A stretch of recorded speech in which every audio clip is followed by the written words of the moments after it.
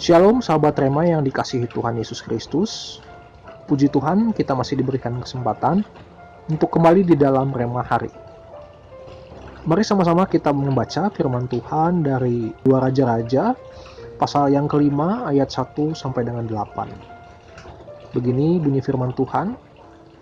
Naaman panglima Raja Aram adalah seorang terpandang di hadapan tuannya dan sangat disayangi, sebab oleh dia Tuhan telah memberikan kemenangan kepada orang Aram. Tetapi orang itu seorang pahlawan tentara, sakit kusta. Orang Aram pernah keluar bergerombolan dan membawa tertawan seorang anak perempuan dari negeri Israel. Ia menjadi pelayan pada istri Naaman. Berkatalah gadis itu kepada nyonyanya, sekiranya tuanku menghadap nabi yang di Samaria itu, maka tentulah nabi itu akan menyembuhkan dia dari penyakitnya. Lalu pergilah Naaman memberitahukan kepada tuannya, katanya, begini-beginilah dikatakan oleh gadis yang dari negeri Israel itu. Maka jawab Raja Aram, baik, pergilah dan aku akan mengirim surat kepada Raja Israel. Lalu pergilah Naaman dan membawa sebagai persembahan 10 talenta perak dan 6.000 sekal emas dan 10 potong pakaian. Ia menyampaikan surat itu kepada Raja Israel yang berbunyi, sesampainya surat ini kepadamu, maklumlah kiranya bahwa aku menyuruh kepadamu Naaman, pegawaiku, supaya engkau menyembuhkan dia dari penyakit kustanya.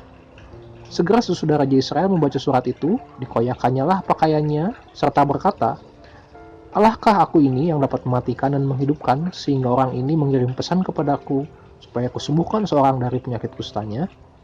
Tapi sesungguhnya perhatikanlah dan lihatlah, ia mencari gara-gara terhadap aku. Segera sesudah didengar Elisa, abdi Allah itu, bahwa Raja Israel mengoyakkan pakaiannya, dikirimnyalah pesan kepada Raja. Bunyinya, mengapa engkau mengoyakkan pakaianmu? Biarlah ia datang kepadaku supaya ia tahu bahwa ada seorang nabi di Israel. Sahabat Rema yang dikasihi Tuhan, sepertinya kita sudah tidak asing lagi dengan Nabi Elisa. Ia seorang pilihan Tuhan yang melayani di daerah Samaria di Israel Utara.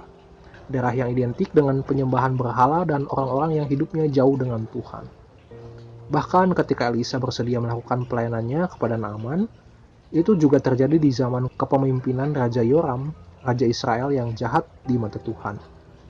Raja Yoram tentu ingat bagaimana bangsa Aram yang pernah menyerbu bangsa Israel, bahkan membawa orang Israel untuk menjadi tawanannya. Dan karena itu tentu menjadi wajar kalau Yoram tersinggung dengan isi pesan Raja Aram yang memohon agar Naaman panglimanya disembuhkan.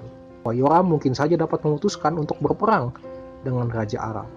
Sebagai nabi yang menghabiskan hidupnya di Israel Utara, tentu Elisa juga merasakan ketika bangsanya diserbu oleh orang-orang Aram. Namun sikap Elisa berbeda dengan Raja Israel. Sebagai perwakilan Tuhan, Elisa tahu bahwa berita tentang Allah, Israel, harus juga diketahui oleh bangsa-bangsa lain. Maka dia memutuskan untuk memberitahu raja bahwa Naaman harus disembuhkan supaya ia tahu bahwa di Israel ada nabi. Ini adalah pernyataan bahwa Elisa ingin memperkenalkan pekerjaan Allah kepada orang yang tidak mengenal Allah. Mujizat Tuhan juga akhirnya bekerja kepada orang-orang di luar Israel yang mau datang kepadanya. Dapat kita lihat buahnya setelah Naaman disembuhkan, dia menjadi mengakui dan percaya kepada Allah Israel. Sahabat Rema, marilah kita sebagai gereja Tuhan juga mengikuti teladan Nabi Elisa dan nabi-nabi lain yang mau mengasihi orang-orang yang berada di luar persekutuan dengan Tuhan. Apapun perilaku yang tidak menyenangkan yang pernah mereka lakukan kepada kita, hendaknya tidak membuat hati kita yang sudah dipenuhi dengan kasih Kristus menjadi tawar. Setelah sekian lama kita bergereja, mari kita juga taat untuk menjadi pewarta Tuhan kepada dunia luar. Mari kita berdoa. Bapa di dalam surga, kami mengucap syukur untuk firman-Mu yang malam hari ini mengajarkan kami. Untuk kami boleh memaafkan dan tetap mengasihi orang-orang tanpa terkecuali. Mampukan kami ya Roh Kudus, dan malam hari ini kami juga akan beristirahat. Biarlah tangan-Mu Tuhan yang menjagai kami. Terpujilah nama Bapa, di dalam nama Tuhan Yesus kami berdoa dan mengucap syukur. Amin.